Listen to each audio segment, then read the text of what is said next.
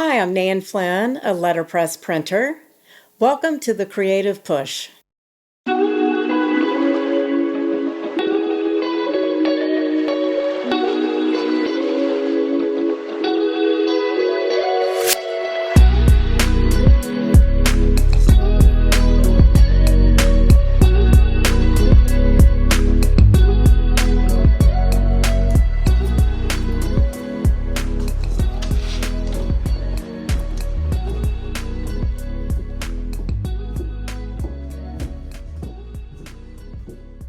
Welcome, Nan. It's good to be here. Tell me where you grew up. I grew up in a small southern town called High Point, North Carolina. My mom was fairly creative. She was a painter in her younger days, and my oldest brother, I have three brothers, my oldest one was an artist, but he was quite a bit older that I didn't really share that love with him. I feel like I spent most of my time as a child in the kitchen, and there is a lot of creativity that happens in the kitchen. And I think that's where I really learned to appreciate doing things the slow way, the old fashioned way, if you will. I mean, we always made our pie crust from scratch, and it just tastes better, when you do that. And I remember making kites, homemade kites, and Dad even wanted us to make homemade glue. So we did that.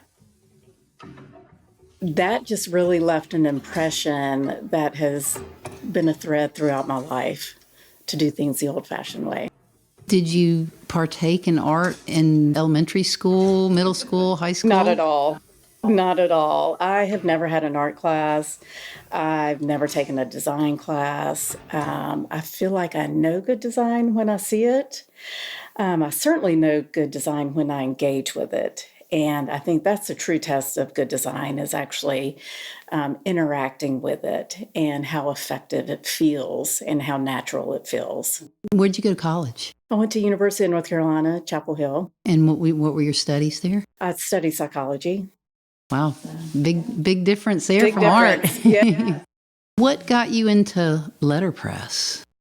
Ever since I moved to Nashville back in 1986, the year I graduated from college, I've always admired Hat Show Print. I'll never forget seeing their posters for the first time.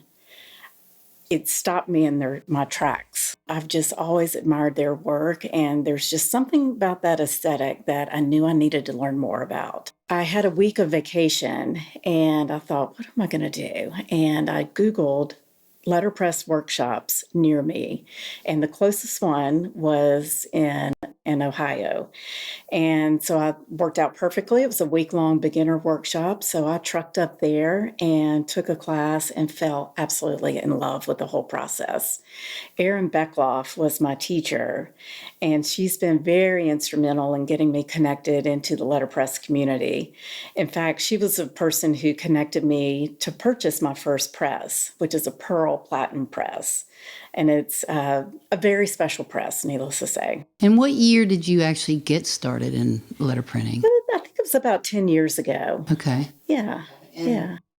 You just kind of stumbled on that I did. as a love? Yeah, I did. I like the tedious process of it, setting one letter at a time and using your voice to get a message out into the world. From that workshop, I ended up doing a internship at Hat Show Print, and I thought I'd just hit the jackpot with that. I was so excited to be there. Didn't make a penny, didn't matter. I loved being around those creative people, and I felt so included with that group of designers there. Learned a lot from them. Explain how that works. So I signed up. I had been laid off from corporate America, so I thought, you know what, I'm going to take a year off, but with intention. And the first thing I wanted to do was this internship at Hat Show Print. And it's a bucket list thing for me to do. So There were 4 interns in this particular 6-week window, and I was the oldest one by at least 30 years. And I think they were worried about me if I was going to be able to stand up on those concrete floors all day. But I survived. I made it. But every day we would go in and we would help the designers design posters for the Ryman Auditorium or for corporate accounts around Nashville.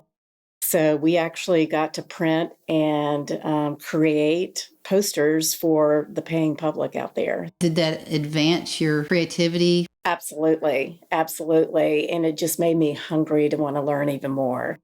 I took a couple of workshops over various summers at Penland, the North Carolina School for Craft, and had incredible teachers there. I've learned under David Wolski and Eileen Wallace and Brad Vetter, of course. He's a madman on press. So all of those different teachers have taught me so many different tricks of the trade. Where did you get your printer's press? So the first press I got was the Pearl Platen Press, and my friend Erin, who taught me how to print at the very first workshop that I took, she connected me with Paul Aiken up in Zion, Illinois. So I trucked up to Zion and bought this press from him. We disassembled it into 3 large pieces, got it into my car, drove it back to town. And that is my primary press and probably always will be. I did acquire another proofing press, which is a Nolan press. That's fun to use also. My guillotine paper cutter, whew, that was a project. I found that up in Chicago, had it shipped down. Make a long story short, it got really rusted and I had to disassemble it, de-rust it, sand it all down, put it back together, repaint it, and now it's in a key piece of my equipment that I use. And it will slice a big stack of paper and it'll be perfectly smooth on the edges. It's a dream to use. It's very satisfying. My press is probably about 140 years old. My guillotine paper cutter is maybe 75 years old, something like that. Each weigh about 1,000 pounds. But the process of letterpress printing is using movable type, meaning each letter is an individual piece. And a lot of people would argue, including myself, that movable type is the most important invention ever because it took the verbal word to a way that you could move the letters around and print it and communicate this via writing out to a broader audience. So it really drove communication of messages, news. Mass printing, basically. Mass printing, yeah. So, and it all started with movable type. So that's literally the process, is pressing letters that have ink on them into paper. So it's letterpress printing. So it's really just as simple as that. Anytime I'm working with any of my tools, it's like you're shaking hands with history. I always wonder, who used this E or this A before me? What were they saying in their print? This reglet or this key, what was it unlocking? What were they setting? I always would love to know the history behind the tools and how they were used before me. And where do you find those tools? Like, how do you find them? Just a little bit of everywhere. Sometimes on eBay, sometimes at auctions, at letterpress conferences. People will be selling some things. There's a site called briarpress.org, which is a letterpress community bulletin board type website. So you can pick up some things there. It's a treasure hunt. Is there anything that you wish you'd known when you got started? Oh, wow. That's a good question. Just, reach out and ask questions. I wish I had started earlier, for sure. But life gives you what you need at the time that you need it. But what I have learned is that the letterpress community is so open and giving with their knowledge. There are no letterpress secrets out there. We would much rather see all these tools and presses be used. It's preservation through using it. We want to keep the art form alive. Tell us about your process in general. Like, what aspects of the art is it that you thrive on, or that you feel most connected to? Right. I probably thrive mostly hand setting the metal and wood type. There are a lot of printers out there who will use, in conjunction with the manual process, technology. So the Adobe suites, whether it's Photoshop or Illustrator or InDesign, using that in conjunction with letterpress printing for the final product. I did take a course last summer of photorealistic letterpress printing. So that's basically digital, correct? Yes, yes. Not So using the press necessarily for. you start digital and you make a CMYK polymer plate. So, and you have 4 different plates, one for cyan, magenta, yellow, and black. And then you print the yellow plate first, and then magenta exactly on top of it, and then cyan exactly on top of those 2, and then black on top of all 3. And when they're perfectly registered, so you're starting digital, finishing on the letterpress press, and it comes out like a photorealistic print. It's really pretty amazing. So that was a fun way to incorporate digital technology into a really old art form. I also really enjoy looking at letters as shapes, and David Wolski, the previous summer at Penland, took a course under him, and he's the master of doing this. So just isolating a section of a letter and overlapping colors and shapes can make really interesting prints. When was your very first recollection of letterpress? I think the very first recollection I have was in 1986 when I moved to Nashville and seeing a hat show print poster for the first time. I didn't know what it was. I didn't know it was called letterpress. I just knew I really loved the aesthetic and I wanted to know more. So I started to research hat show print as I started seeing their posters all around town, and went down there to their store when they were on Lower Broad and walked in, and the cats greeted me at the front door, and I saw all these people working on this antique equipment in the back, and just didn't know what in the world they were doing, but I was fascinated. I needed to know more. So that was the beginning. The smell, the sound, the tactile feel of the paper, everything about it, I was hooked. What is it that you do for a living? If you're not a full-time artist, what exactly is it that you do? Yeah, this is still more or less my hobby. I cram my weekends with letterpress printing, but I work full-time at Montgomery Bell Academy right now. And the segue to that is you're actually getting ready to really offer this to the world online. Like you're having a website built and... Absolutely. So my website is nanotypeletterpress.com, and launching soon.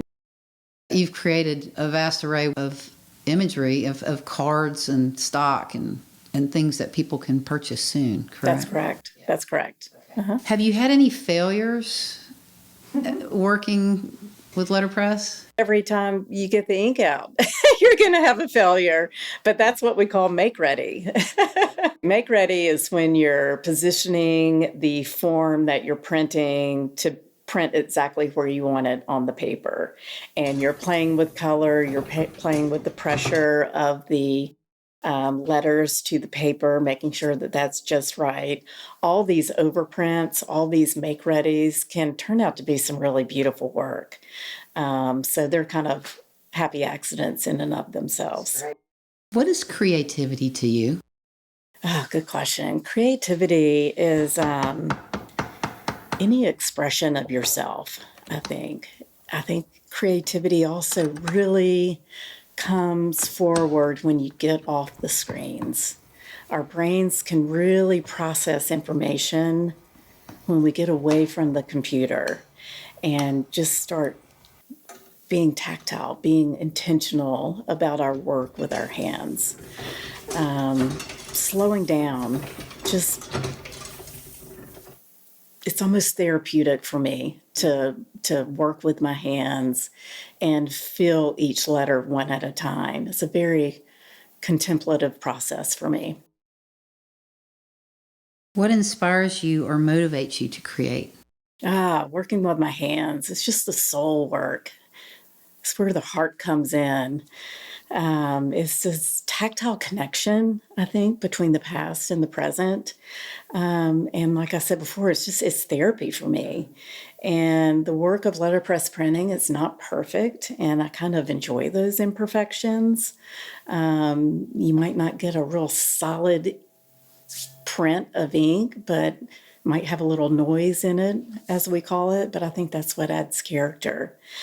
And again, I always wonder who printed with this type before me, because all my type is antique. It's really old. It has nicks and dings and maybe some wormholes in it.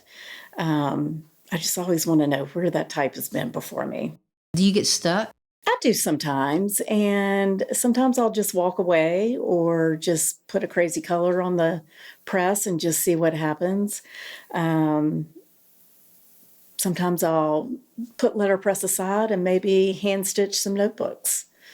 I like to do that as well. I like to fuss with anything with my hands. How do you find the time to do this art form? Weekends and nights, yeah, mostly. So I just make time. Yeah. And, I will say in COVID, at the beginning of the lockdown, this is what got me through. It really is, because I am by myself here. It's just me and my dog. And I really was hungry for that human touch. I didn't have that, but I could do some tactile activities, stitching books and doing letterpress printing. So that really got me through the worst part of COVID. Tell me about the hat you have on. Luddites unite. So a Luddite, for those of you who may not know, is a person who rejects technology. And one could argue that I reject technology. Letterpress printing is a perfect example of that. I'm also not the one that's ever going to have the latest model of the iPhone or, an electric can opener or anything like that. So I'm pretty much a Luddite at heart. This hat was given to me by a close friend of mine who is also a fellow Luddite. He does chain stitching on old-timey sewing machines. And he brought this to my gathering that I had last weekend. Every year, the weekend before Thanksgiving, I have a gratitude party, and I just cast a wide range of invitations out to a group of friends that the Venn diagram doesn't exactly overlap. And nothing is more rewarding for me than to gather people into my home and watch the connections happen. So I provide letterpress stationery for them to all write a note out into the world. They can send it to themselves, to a friend, a family member, and then I drop all the letters into the mail the next day, and everybody gets snail mail. What do you find is your biggest struggle with your work? Maybe the time that it takes. It is a very slow process. I think that's one thing a lot of people don't understand or aren't aware of. It's definitely going to take the time that it takes. So sometimes it'll go a little quicker on press, but usually it's quite slow. And do you primarily create like greeting cards and postcards and things like that? Is that really For the most part, yeah. And I love thinking about, okay, who's going to purchase that greeting card? Who are they going to mail it to? I love thinking about that connection. And you also mentioned that you do some stitch work. Can you show a quick example of kind of what you do? Yeah, I just do basic book binding. Here's an example of a book that I did. And then I also like fussing with these tiny little books that fit into a matchbook cover. And this is a paperback one. And then this is technically a hardback book that I made to fit into this little matchbox. So they're just really fun. What would you like to learn or do that you have not done yet? Oh gosh, I don't know what I don't know, but I'll figure it out. I don't know. And I feel like with every teacher that I take a course under, I learn something new. I'm amazed at the community of letterpress printers and how they push the envelope. How do you plan to market your work? Likely mostly word of mouth. I am doing social media as well. You can find me on Instagram, but word of mouth primarily. I've done quite a few custom orders over the past several years, and I've done markets around town. If you were to offer some advice to someone starting out, what would that advice be? Find a workshop somewhere and just jump in and take a class and start asking questions. The community is out there and so willing to help you. They really want to keep this art form alive and thriving. What do you see in your future? Hopefully no typos. Um, Lots of stationery with no typos and just more community. Appreciate everything. Thank you so much, Nan. Thank you, Sherry. I appreciate you.